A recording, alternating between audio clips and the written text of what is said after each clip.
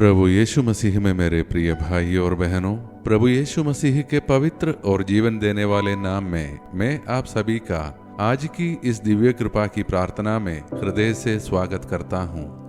आज की प्रार्थना उन सभी के लिए है जो बहुत समय से प्रार्थना कर रहे हैं, प्रयास कर रहे हैं, पर अभी तक कोई स्पष्ट परिवर्तन नहीं देख पा रहे हैं।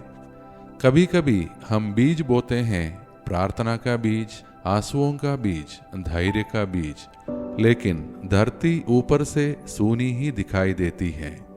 आज का वचन हमें याद दिलाता है कि परमेश्वर की सबसे गहरी प्रक्रिया हमारे आंखों से छुपकर चलती है।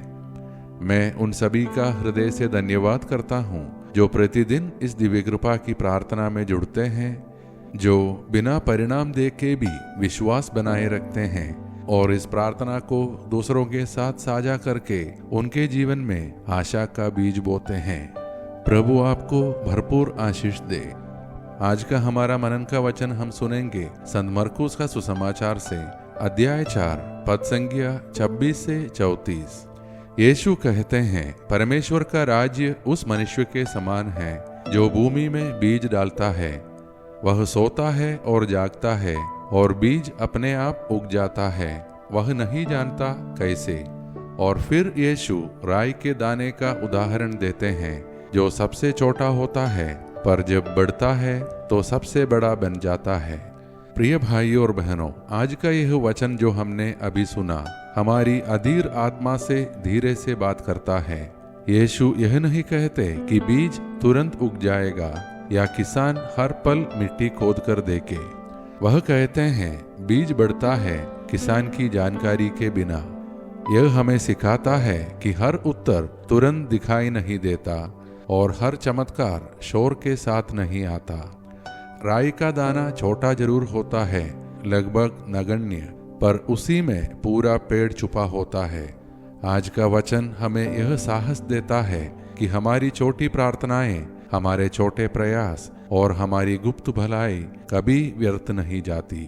परमेश्वर हमारी अधीरता से नहीं, अपने समय से काम करता है।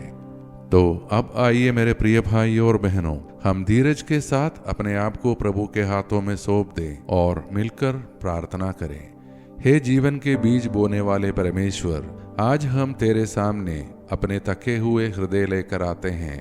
हे प्रभु, तू जानता है हमने कहाँ कहाँ आंसुओं के साथ बीज बोए हैं, रिश्तों में, परिवारों में, सेवा में और प्रार्थना में।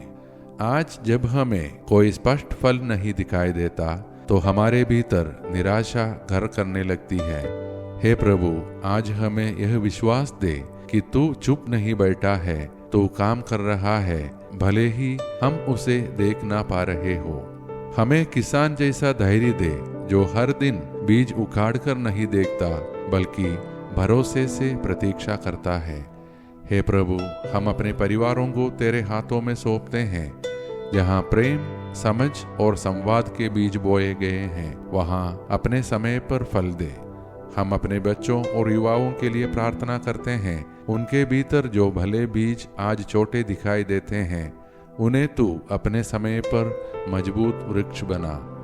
हम उन लोगों के लिए प्रार्थना करते हैं जो लंबे समय से चंगाई, रोजगार, विवाह या किसी उत्तर की प्रतीक्षा कर रहे हैं। हे प्रभु, उन्हें धैर्य और आशा दे।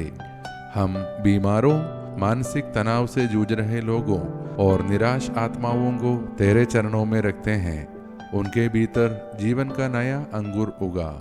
हम अपने देश और संसार के लिए प्रार्थना करते हैं।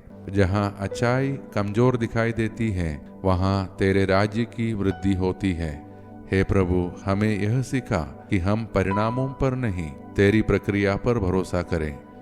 ये सारे प्रार्थनाएं और हमारे मन के अन्य प्रार्थनाएं हम समर्पित करते हैं हमारे प्रभु यीशु मसीह के नाम पर, जो स्वयं मरकर जीवन का सबसे बड़ा बीज बने। आमीन।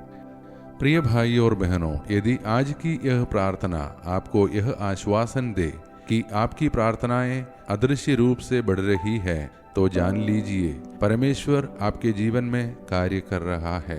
कृपया इस प्रार्थना को अपने परिवार व मित्रों के साथ साझा करें ताकि कोई और भी यह सीख सके कि छोटे बीज भी परमेश्वर के हाथों में महान बनते हैं।